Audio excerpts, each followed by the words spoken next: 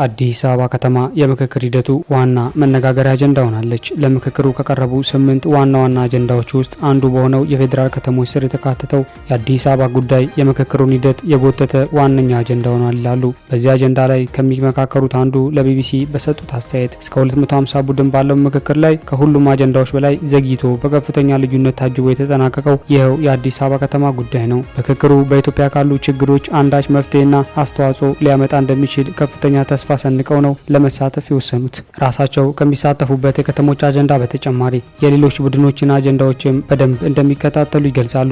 3 አጀንዳዎች ከፍተኛ ትኩረት የሳቡና ብዙ አጨቃጫቂ የነበሩ ቢሆንም የአዲስ አበባ ጉዳይ ግን የተለየን ይላሉ። በምክክሩ ላይ ዋና አጀንዳ እንደመሆኗ አዲስ አበባ የብዙዎች ልብ ትርታ ሆናለች።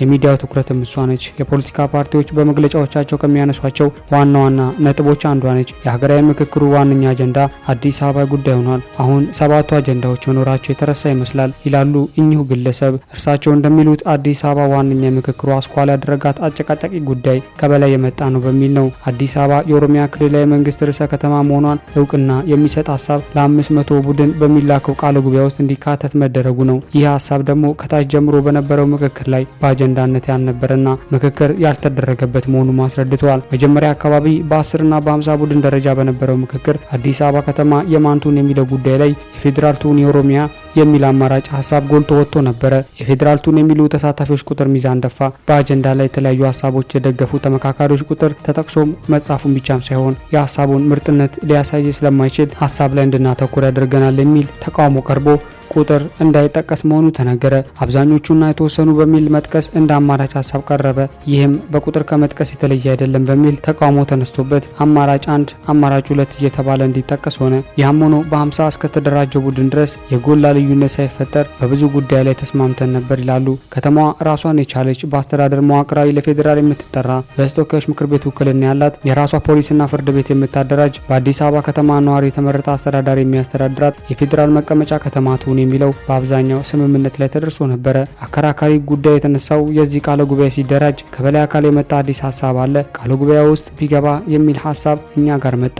ይህ ከበላይ መጣ የተባለው ሀሳብ ከታች ጀምሮ ያልመጣ አዲስ አበባ የኦሮሚያ ክልላዊ መንግስት ርዕሰ ከተማ መሆኗን እውቅና የሚሰጥ ሆነ። ይህ በብዙዎች ተወካዮች ዘንድ ቅሬታ ፈጠረ በማለት አብራርተዋል። ለአንድ ሳምንትም እንዲያጨቃጭቅ ሆነ። በአጀንዳው ላይ ማብራሪያ እንዲሰጡ የተመደቡ ባለሙያዎች የአንድ ወገን ፍላጎትን የሚያንጸባርቁ ነበሩ ብለዋል። በህገ መንግስቱ ስለተጠቀሰው የልዩ ጥቅም ጉዳይ ሲያብራሩ አዲስ አበባና የኦሮሚያ ክልል በጀታቸውንና የበጀት ቀመራቸውን እንዲሁም የአስተዳደር ጉዳይ በጋራ ያዘጋጃሉ ማለት እንደሆነ በማብራሪያቸው ማንሳታቸውን አስታውሰዋል። ይህ ገለጻ ደግሞ ለብዙዎች ተመካካሪዎች ለመቀበል የሚያስቸግር እንደሆነባቸውና እንዲያቆሙ መደረጋቸውን አክለዋል። እነዚህ ሁኔታዎች ጉዳዩን ካለቅጥ ለጥጠውት ለ500ዎቹ ማቅረብ ከነበረብን 3-4 ቀን ያህል እንድንዘገይ አድርጎናል በማለት ገልጿል። እንዲያውም ይህን የምክክር መድረክ ይመራ የነበረ አንድ ሰብሳቢ ጉዳዩ በጣም በውጥረት የተሞላ በመሆኑ ስኳሩ ከፍ ብሎ ታሞ ለ2 ቀን ሆስፒታል ገባ። ይህንንም የነበረው ሁኔታ ሲያስረዱ ይናገራሉ። አከራካሪ ከነበሩ ጉዳዮች መካከል የከተማዋ ጉዳይ ባለቤትነት፣ የከተማዋ የባለቤትነት ጉዳይ በግለሰብ ደረጃ ከሚነሱ ሀሳቦች ባለፈ በፓርቲው በብልጽግና በራሱ እንደ አጀንዳ የተያዘ ባለመሆኑ ከ50 ቡድን አልፎ ብዙ ክርክር የተደረገበት እንዳልሆነ ገልጸዋል። ከ250 ቡድን ጀምሮ ያከራከረ የአዲስ አበባ የዋና ከተማነት ጉዳይ ግን የብልጽግና ፓርቲ አባላትን ጭምር ለ2 ከፍሎ እንደነበር አብራርተዋል። ይህም በምሳሌ ሲያስረዱ ምክክሩ እየተጠናቀቀ ሲመጣ ፍላጎታችን ተጓደለ ብለው የሚያስቡ አካላት በዋናነት ብልጽግና ከአቋሙ መንሸራተትና ቃል የገባውን ያለመጠበቅ ሁኔታ ታይቷል ብለዋል። በዚህ የተነሳ አንዳንድ የፖለቲካ ፓርቲዎች የተወሰኑ አጀንዳዎች ላይ በሂደር እንዲቆዩና የእርምት እርምጃ እንዲወሰድ በይፋ ጥያቄ ማቅረባቸውን ጠቅሷል። ከነዚህ መካከል የአማራ ብሔራዊ ንቅናቄና የኢትዮጵያ ዜጎች ለማህበራዊ ፍትህ ኢዜማ እንደሚገኙበት ተናግሯል። ቢቢሲ እርሳቸውን ባነጋገረ ማግስት አብን ጉዳዩ ላይ ለኮሚሽኑ የጻፈው የአቤቱታ ደብዳቤ ይፋ ሆነ። አብን ማክሰኞ ቅሬታውን በገለጸበት ደብዳቤ ላይ ካነሳቸው ጉዳዮች መካከል የአዲስ አበባ ጉዳይ አንዱ ሲሆን የሂደቱ ወሳኝ ፈተና መሆኑን አንስቷል። በአዲስ አበባ ዙሪያ የተነሳ ውይይት የምክክሩን ታማኝነት በተጨባጭ የሚፈትን ትልቅ ሀገራዊና ህገ መንግስታዊ ጉዳይ ሆኖ እንዳገኘው ጠቅሷል። የአዲስ አበባ ከተማ ጉዳይ የኢትዮጵያ ህዝቦች አንድነትና የሉዓላዊነት መገለጫ መሆኗ በህገ መንግስት እውቅና አግኝቶ የሚጸናበት ወይም አዲስ አበባ ሀገራዊ ውጥረቱ የሚፈጠርበት አጀንዳ ሊሆን እንደሚችልም ስጋቱን ገልጿል። አንድ ወገን በሚል የጠቀሰው አካል በአዲስ አበባ ጉዳይ ላይ በተደራጀ የቁጥር ብልጫ ሌላ በሚደፈጠጥበት የድምፅ ውድድር ሊስተናገድም አይገባም ሲል አመላክቷል። ጉዳዩ ታዲያ የአዲስ አበባን አጀንዳ ከዚህ በላይ ለማስኬድ መሞከሩ ሀገሪቱ ካለችበት ችግር የባሰ ውጥረት ውስጥ የሚከት እንደሚሆን በመግለጽ በአስቸኳይ ንግግሩ እንዲቆምና አጀንዳው እንዲያርፍ እንዲደረግ አሳስቧል። እናት ፓርቲም በሌላ ሀሳቡ አዲስ አበባ በወከባ ብዛት ለአንድ ቡድን ሆ ተብሎ ለማሳለፍና አዲስ የጸብ ግንባር ለመቀስቀስ አልነበረም ለምክክር የመጣ ነው ያለው ፓርቲው የዘርና ጎሳ ፌዴራሊዝምን ማስቀረት ማለዘብ እንደ ዋና ግብ መያዝ እንደነበረበት አመላክቷል።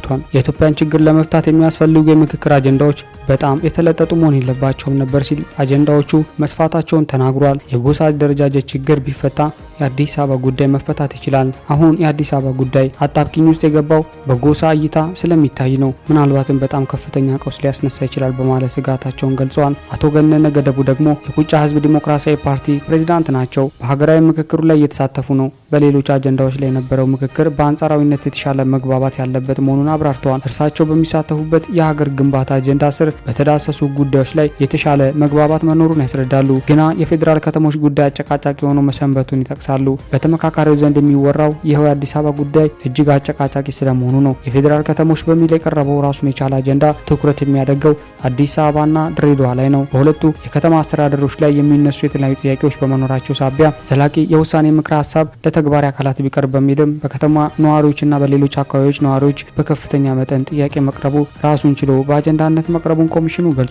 የኢትዮጵያ ሀገራዊ ምክክር ኮሚሽን ዋና ኮሚሽነር ፕሮፌሰር መስፍን አራያ ለቢቢሲ ሲገልጹ በምክክሩ ላይ የአዲስ አበባ ጉዳይ ሰፊ የውይይት አጀንዳውን መቆየቱን አረጋግጧል። ግና የምክክሩ ተሳታፊዎች በ10ና 50 ቡድን ደረጃ በሚገባ ንግግር አድርገው ምክረ ሀሳብ ከቀረበ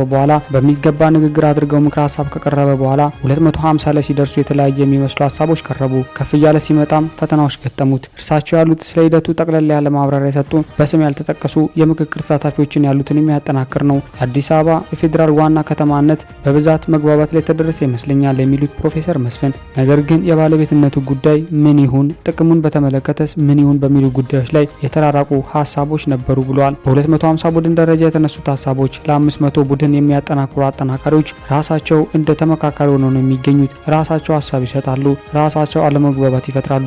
ይሄ መሆን አለበት ብለው ይከራከራሉ ብለዋል። እነዚህ ችግሮች የተፈጠሩት ትክክለኛውን አካሄድ ባለመገንዘብና የራስን ስሜት ባለመግራት ሊሆን እንደሚችል ነው ዋና ኮሚሽነሩ የሚናገሩት። የሂደቱ ዓላማ 30ው እንዲከራከሩ ሳይሆን 500ዎቹ እንዲመካከሩበት ነው ካሉ በኋላ የልዩነት ሀሳብ እንኳን ቢኖር ተመካክረው ወደ መሀል የሚያመጡት 500ዎቹ መሆናቸውን አስረድተዋል። ብዙዎች የሚመስላቸው በዚህ ስብሰባ ላይ ተወስኖ አልቆለት አዲስ አበባ ለአንድ አካል እንደምትሰጥ ነው። በጭራሽ እንደዚህ አይደለም። በሂደቱ የውሳኔ ምክረ ሀሳብ ነው እንዲሰጥ የሚችለው። እሱንም 500ዎቹ ናቸው። ከዚያም በኋላ ለ4000ዎቹ ጉባኤ ይቀርባል ብሏል። የአማራ ብሔራዊ ንቅናቄ አብን ባወጣው መግለጫ በምክክር ሂደቱ ላይ ያነሳቸው ጥያቄዎች ምላሽ ካላገኙ ከሂደቱ ሊወጣ እንደሚችል ገልጿል። ፕሮፌሰር መስፍን ግን ፓርቲው ይህን ማለቱን ተችቷል። ለኮሚሽኑ የሚቀርቡ ጉዳዮችን በተመለከተ በዝርዝር እየገመገምን የሚስተካከለውን እያስተካከልን ነው እየሄድን ያለ ነው ሲሉ ተናግሯል። ከፖለቲካ ፓርቲዎችም ሆነ ከሌሎች አካላት ቅሬታዎች ሲቀርቡ በመነጋገር መፍትሄ እየተሰጠ እንደሚቀጥል አጽንኦት ሰጥቷል። ወደ ምክክር የመጣ ነው ነገሮችን እስከ መጨረሻ ለማብላላት ነው። መጨረሻ ላይ ውሳኔ የሚሰጡት 500ዎቹ እንጂ የተወሰነ አካል አይደለም በማለት ለሚነሱት ቅሬታዎች መልስ ሰጥተዋል። የፓርቲው እርምጃ የምክክር ሂደቱ በሚገባ ባለመገንዘብ ወይም አላግባብ ጫና ለመፍጠር የተደረገ እንደሆነ ነው የሚገልጹት። በተመካካሪዎች መካከል አንዳንዴ መዘላለፍም አጋጥሞናል ያሉት ፕሮፌሰር ይህ ግን ከስነ ምግባር ያፈነገጠ ነው ብለዋል። ከባለስልጣናት ጣልቃ ገብነት ጋር በተገናኘ ለተነሳው ቅሬታ ሰጡ በተባለ ምላሽ ርዕሳነ መስተዳድሮችና የከተማ ከንቲባዎች በተለያዩ ቡድኖች መሃል እየገቡ መታዘብና ማዳመጥ እንደሚችሉ ነው። ለዚህ ምክንያቱ ባለስልጣናቱ የክልላቸውን አንዳንዶች የፌዴራሉ መንግስት ወክለው የመጡ እንደመሆናቸው ኃላፊነት ስላለባቸው ነው። አስተያየት የሚሰጡት ግን ራሳቸው በተከራካሪነት በሚሳተፉበት አጀንዳ ላይ ብቻ እንደሆነ ነው የሚያስረዱት። ባለስልጣናት በሂደቱ ላይ ተጽዕኖ ለማሳደር እየሞከሩ እንደሆነ ከዚህ ቀደምም ክሶች ቀርበው ድርጊቱን በመተቸት ባለስልጣናቱ በመሰል ተግባር እንዳይሳተፉ ፕሮፌሰር መስፍን አሳስቦ ነበረ። በሁሉም አጀንዳዎች ላይ ምክር ሀሳብ ሊሰጥ እንደማይችልና በሂደት ሊቆይ የሚችል ለትውልድም የሚሸጋገሩ አጀንዳዎች ሊኖሩ እንደሚችሉ ጠቁመዋል። የእስካሁኑ በምክክር በመሳተፍ ሂደቱ በሰፊው መገምገማቸውን የሚናገሩት ስማቸውን ያልጠቀስናቸው አስተያየት ሰጪ ብዙ አጀንዳዎች ውሳኔ አይሰጥባቸውም፣ በሂደር ሊታለፉ ይችላሉ ብለዋል። ምንም እንኳን ሂደቱ የሚመራበት መንገድ ወሳኝነት ቢኖረውም በተለይ በአዲስ አበባ ጉዳይ ላይ ያለው አለመግባባትና የተካረረ ስሜት ጉዳዩን ቅርቃር ውስጥ የገባ አጀንዳ አድርጎታል ብለው እንዲያስቡም እንዲሁ አድርጓቸዋል። ግና እንደ እርሳቸው ግምት የአዲስ አበባ ጉዳይ ዴድሎክ ወይም ቅርቃር ውስጥ የገቡ ጉዳዮችን በሚመለከት በሚወያየው ቡድን ታይቶ ነው ውሳኔ ሊሰጠው የሚችለው። ጉዳዩ በአግባቡ ካልተያዘ አሁን በሀገሪቱ ካሉ ቀውሶች ጋር ተዳምሮ ሰላምንና የሕዝብን አንድነት ይበልጥ የሚያናጋ ጉዳት እንዳያስከትል እንደሚሰጉም ገልጿል።